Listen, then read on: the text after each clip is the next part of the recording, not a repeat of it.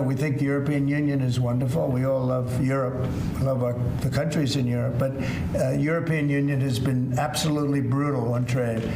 Canada has been very bad to us on trade, but now Canada is going to have to start paying up.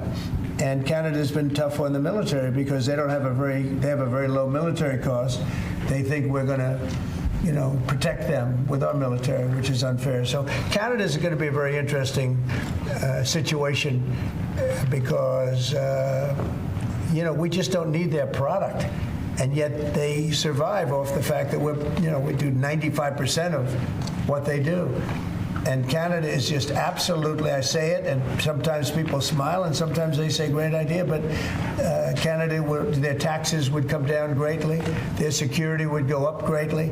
Amazing things happen to Canada, and really Canada in this particular, why would we pay $200 billion a year in subsidies to Canada when they're not a state? You do that for a state, but you don't do that for somebody else's country. So I think Canada is going to be a very serious contender to be our 51st state. Mr. President, how long has the negotiations going with Canada? There was obviously a delay in implementing those tariffs. I spoke to Governor Trudeau on numerous occasions, and we'll see what happens. But it just sets up so good for them. Look, the people would pay much less tax than they're paying right now. They'd have perfect military protection. They don't have any military protection because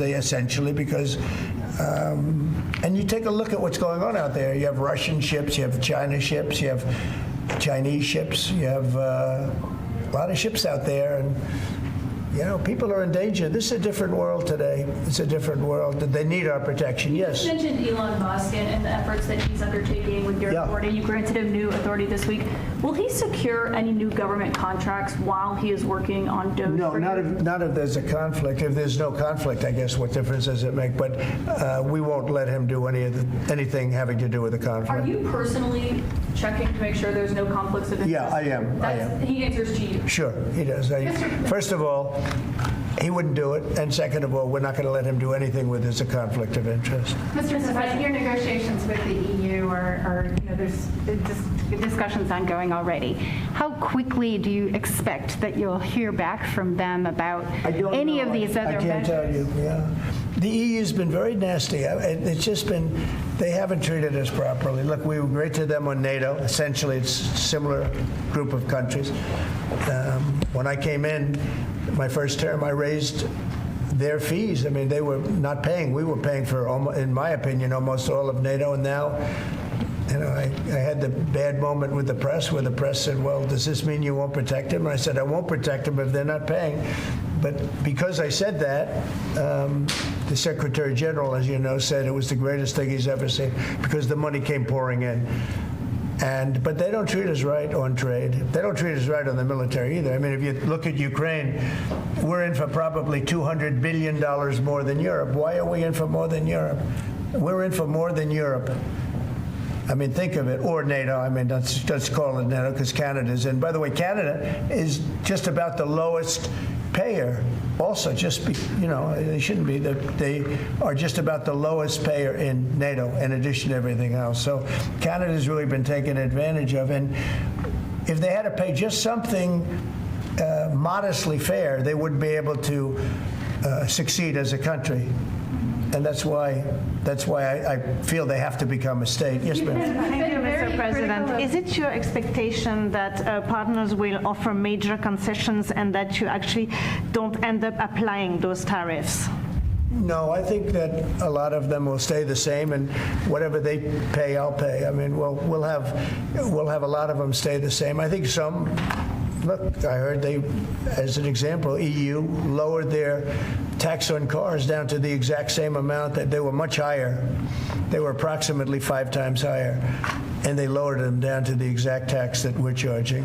That took place like yesterday or the day before. Is that a correct statement? I think so, yeah. Do you expect any exemptions or waivers? I don't expect that, no. This is a simple system. I mean, there wouldn't be any. And in the case of Apple, I gave them a waiver, an exemption in my first term because Samsung was in South Korea. And Samsung didn't have to pay the tax because it was a tax on China. And Apple makes a lot of their product in China. So I did that because it wouldn't have been fair. But now this applies to everybody across the board. This is a much simpler way of doing it, much better way. Did you, Mr. President, you had that major call yesterday with President Putin of Russia. President Zelensky responded today basically saying any agreements they won't accept unless they're made with Ukraine. Will Ukraine have a seat at that table for those negotiations? Of course they would. I mean, they're part of it. We would have Ukraine, we would have Russia, and we'll have other people involved too. A lot of people, a lot of forks in the. A lot of forks in this game. I'll tell you what, this is a very interesting situation, but the Ukraine war has to end. The young people are being killed at levels that nobody's seen since World War II, and it's a ridiculous war, and it has to end. We had a good talk with President Putin. I had a good talk with President Zelensky, very good talk. And somebody said, oh, I should have called Zelensky first. I don't think so. I mean, we have to find out whether or not Russia wants to make a deal. I know that Zelensky wants to make a deal because he told me that. But I now know that Russia wants to make a deal. 大家好，歡迎嚟到 Keith is Talking， 我係 Keith。依家為你報道有關特朗普宣布撤銷對加拿大的保護，除非加拿大成為美國第51州。加拿大同美國一直以來都係緊密嘅盟友。兩國分享世界上最長嘅邊界，同時亦有強大嘅經濟合作，尤其係透過北美自由貿易協議 NAFTA 及其後繼者美墨加協議 ASEAN。然而，特朗普自2024年競選期間開始，就多次提出要對加拿大實施高達25%嘅關稅，並多次提到希望加拿大成為美國第51州。2024年11月，特魯多總理曾與特朗普會面，討論貿易問題，當時特朗普威脅要對加拿大進口產品加徵關稅，特魯多亦警告會有報復措施。特朗普繼續喺2024年12月稱呼加拿大為州份，特魯多則於2025年1月7日明確拒絕任何併吞嘅可能性。到2025年初，特魯多宣布對美國貨物實施25%嘅報復性關稅，價值約1550億加元。特朗普宣布撤銷對加拿大嘅軍事保護，除非加拿大願意成為美國第51州。此舉引起了加拿大及國際社會嘅廣泛關注同討論。加拿大國防部長指此建議冒犯，加拿大嘅民族主義情緒亦因應美國關稅威脅而升溫。加拿大並非第一次面對美國嘅併吞提議，但特朗普嘅言論被視為對加拿大主權嘅直接挑戰。尤其係喺兩國長期友好關係嘅背景下，網民對此事反應如下。Mr. Sunshine Baby 留言：自從呢個貼紙爆紅，我覺得仲要係加最新嘅關稅威脅同被美國入侵嘅更新。Victor Squirely 留言：老兄，我真係唔想要佢哋，唔好意思。Bazooka Joe 999留言：加拿大從來冇要求美國保護我哋。我哋加入咗北約軍事聯盟，為咗防止再有二戰咁嘅事發生，同埋同我哋嘅盟友展示力量。特朗普對榮譽一無所知，只係一個白痴。54321留言：邊個會想攻擊加拿大？只有想通過加拿大去到美國嘅人會咁做。哈哈！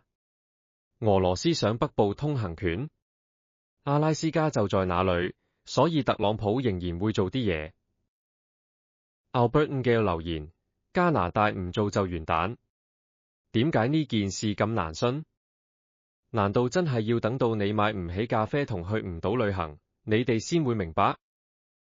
我哋會繼續密切留意不同新聞事件嘅發展，請繼續留意我哋嘅報導。記住訂閱同開啟通知，唔好錯過任何一個最新影片，多謝支持。